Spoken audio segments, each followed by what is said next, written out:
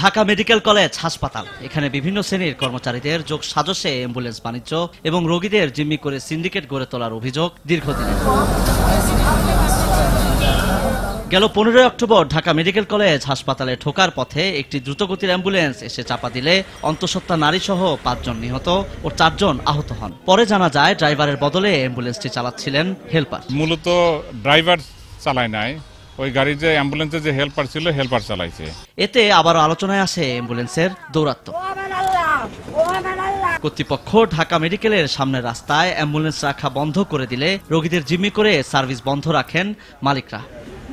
তাদের কিসের দুঃখ? মারা গেল অন্য লোক, আমার ভাই অসুস্থ, মৃত্যুর সাথে পাঞ্জা লড়তেছে, সেখানে অসুবিধা হইল আমাদের। তারা কিভাবে এইটা করে? অ্যাম্বুলেন্স সার্ভিস বন্ধ কেন, এমন প্রশ্নের উত্তরে আসে এমন সব বক্তব্য। একটা নিউজ হয়েছে আমরা বলে ধর্ম, আমরা কোনো ধর্ম করি নাই, আমরা ঠিক ওদের ভয় আমরা গাড়ি রাখতে পারতেছি না এখানে। বেসরকারি অ্যাম্বুলেন্স মালিক সমিতির দাবি তারা জুলুমের শিকার। বিআরটি এর নির্বাহী ম্যাজিস্ট্রেট যে আমাদেরকে সার্টিফিকেট দিছে, সে রুগী থাকা অবস্থা পর্যন্ত সার্টিফিকেট নিয়ে যাচ্ছে আমাদের কাছ থেকে। ওরা হয়তো ভয়ভীতির জন্য কয়দিন 2 দিন ওরা সার্ভিস দিতে ভয় পাইছে। আজকে এই সমিতি সারা বাংলাদেশ নিয়ে সবাই আমার কাছে এখন আন্দোলন চাইতেছে। তবে ট্রাফিক বিভাগ বলছে রোগীর জীবন মরণের প্রশ্ন থাকায় যে কোনো গাড়ির চাইতে অনেক বেশি ছাড় দেওয়া হয় অ্যাম্বুলেন্সকে।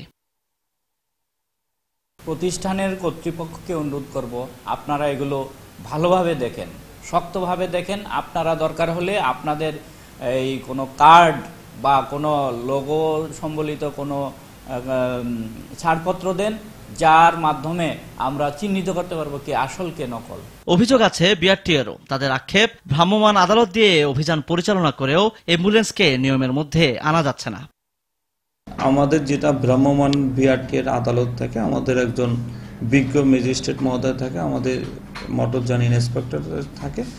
আমাদের যেটা হলো যে অ্যাম্বুলেন্স হিসাবে যেগুলো রেজিস্ট্রেশন হয়, যেই নাম্বারগুলো, এই নাম্বারের ভিত্তি রেখে যেগুলো রেজিস্ট্রেশন দিয়ে তারা অ্যাম্বুলেন্স হিসাবে ব্যবহার করতেছে, সেগুলো আমাদের বিআরটিএর যে ধারা অনুযায়ী, আইন অনুযায়ী আমরা সেই গাড়িকে মামলা বা জরিমানা বা অনেক সময় ডাম্পিং আমরা করে থাকি।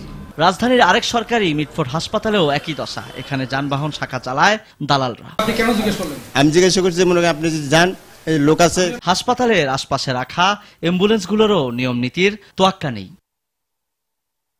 মহাজনে মনে করেন 2টা গাড়ি কিনছে, একটা হলাম 71 সিরিয়াল করা আর এটা হলাম করা না, এটা কিছুদিন ধরে কিনছে। প্রাইভেট, আমরা সরকারি মেডিকেলে প্রাইভেট সেক্টর টিকে রাখছে কিনা সেটা কর্তৃপক্ষে ভালো বুঝবে, যেহেতু বা ওনাদের একটা গাড়ি। অবস্থা এমন জায়গায় গিয়েছে যে রোগী বেচা কেনা, মাদক ব্যবসা সহ জঘন্য সব অপরাধে জড়িয়ে পড়ছেন অ্যাম্বুলেন্স চালকরা। এমনও শুনছি যে লাশের বাক্সের মধ্যে ফেন্সিডিল লয়ে এসেছে। এমন অবস্থায় প্রশ্ন উঠতেই পারে, প্রাণ বাঁচাতে যে রোগীকে নেওয়া হচ্ছে অ্যাম্বুলেন্সে, তারা আসলে এদের হাতে কতটা নিরাপদ?